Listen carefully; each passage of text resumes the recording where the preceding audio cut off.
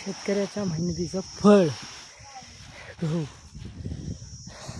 3.5 कट्टा आहे.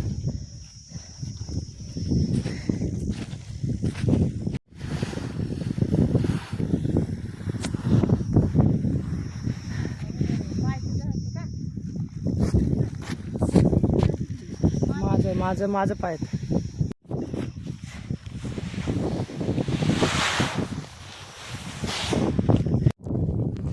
Hi guys, आता गहू वाळून घालून झालेत. आता हे झाडं लावलीत बघा. हे झाडे, हे फणस, हे पपई, डाळिंब, ही राही जांभूळ आहे. जांभूळ लावली. पेरू, इथं पेरू लावलाय. हा, इथं एक जांभूळ लावली. हे सबचं ओल्ड झाड, ओल्ड ट्री.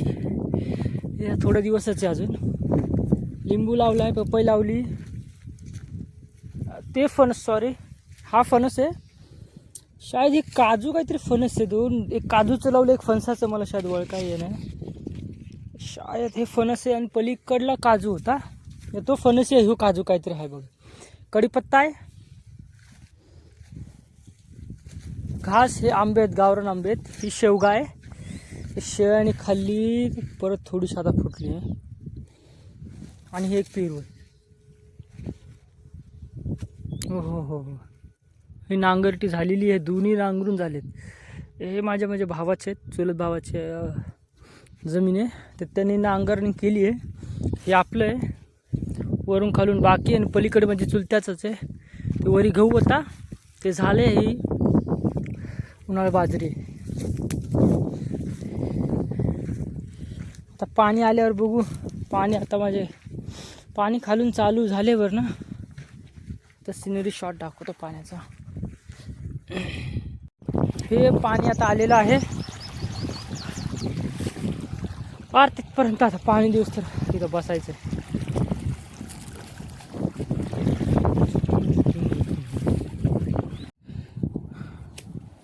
असली चप्पल ही शोध, काटा आरपार झाला.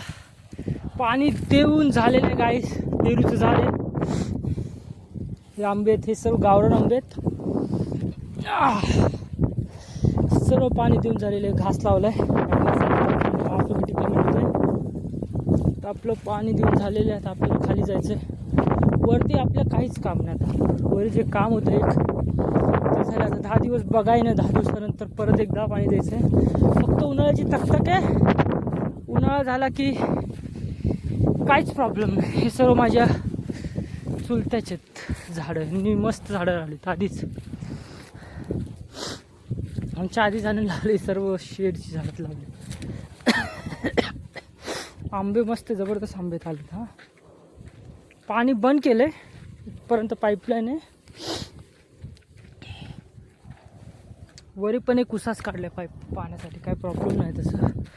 आता चाललंय खाली लिंबापाशी आपल्या मंदाकड. हे पण आता वारीचं पण झालेले काम. भेटूया नेक्स्ट सिरीजमध्ये, नेक्स्ट ब्लॉगमध्ये काहीतरी नवीन युनिक. साहिल कांबळे सोबत.